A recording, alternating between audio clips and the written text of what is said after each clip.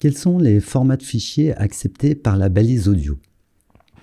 Nous venons d'insérer un fichier MP3. Je pense que vous connaissez tous ce type de fichier.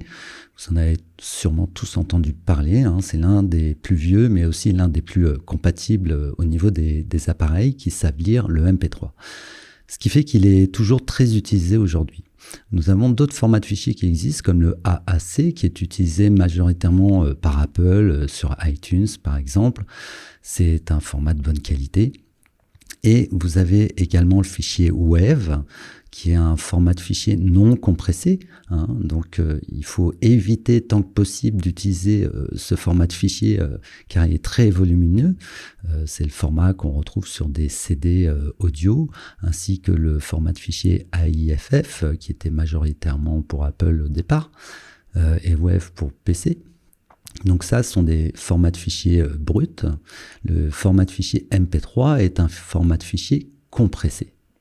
Vous avez également d'autres formats de fichiers compressés, tels que le OGG, qui est le format Vorbis et qui est très répandu dans le monde du logiciel libre, et notamment sous Linux. Et ce format a également l'avantage d'être gratuit et il est protégé par aucun brevet.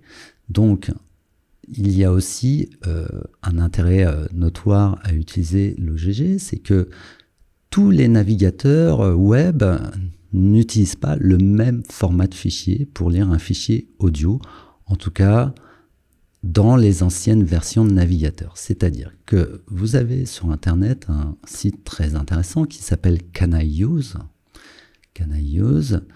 et vous cliquez sur le lien, le premier résultat. Et ici, si je tape MP3, voilà, ce site vous permet de répertorier les versions des navigateurs en fonction des balises ou des formats de fichiers ou des propriétés CSS et de savoir à partir de quand elles ont été compatibles. Là, si on tape MP3, on voit qu'aujourd'hui, tous les navigateurs savent lire ce type de format de fichier, sauf Opera Mini. Donc, nous avons ici une intercompatibilité qui est plutôt assez bonne, mais si vous avez besoin, dans la version de Firefox 3.5 jusqu'à la version 21 quand même, d'afficher du MP3, de lire du MP3, on verra que là, vous aurez un support partiel de ce format de fichier. Donc, dans ces cas-là, on utilisera plutôt l'OGG, qui est le format natif pour Firefox. Donc, comment convertir ces fichiers?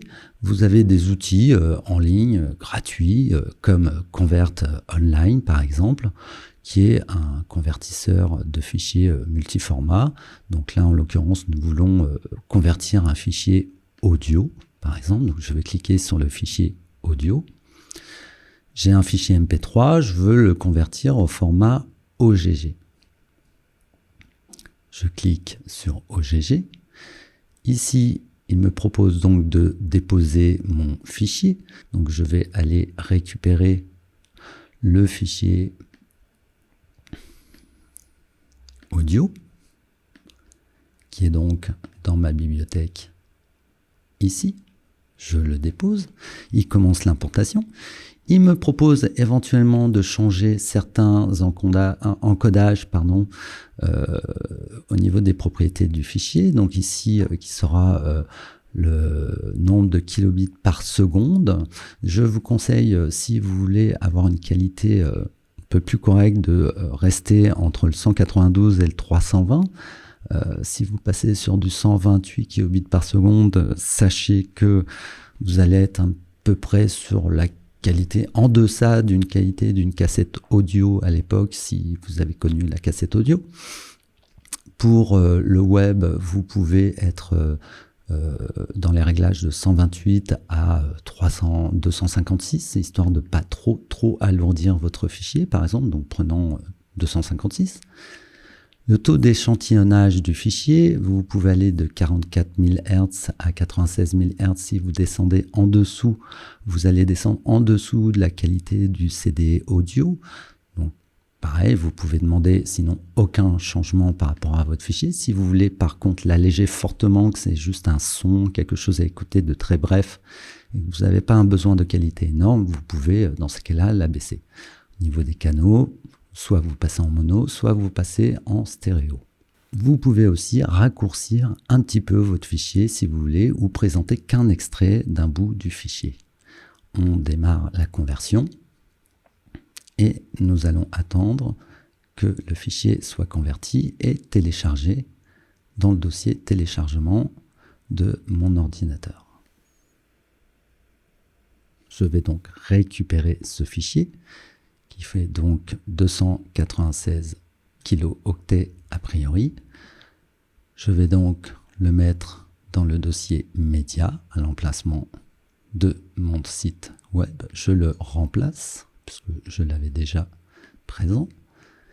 Ici, j'ai un fichier MP3 qui fait à peu près, a priori, 328 kilooctets et nous remarquerons que le fichier OGG est légèrement de taille identique d'ailleurs, j'allais dire légèrement plus petit, mais oui, 296 kilooctets, un petit peu plus léger.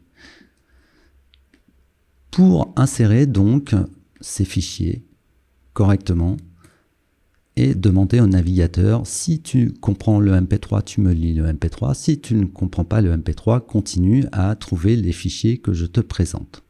Donc pour pouvoir faire ça, vous avez tout simplement une autre balise qui se met à l'intérieur de la balise audio et qui s'appelle la source, la balise source. Le type n'est pas obligatoire en HTML5, donc nous allons nous en passer. Mettons maintenant le dossier dans lequel se trouve notre fichier audio, donc dans le dossier média, lemino.mp3 pour le premier, et nous allons faire un copier-coller pour proposer le deuxième format de fichier que nous avons converti directement sur Internet. Le navigateur choisira donc le format qu'il a besoin ou qu'il sait lire pour pouvoir lancer la lecture du fichier audio si l'utilisateur clique sur le bouton play.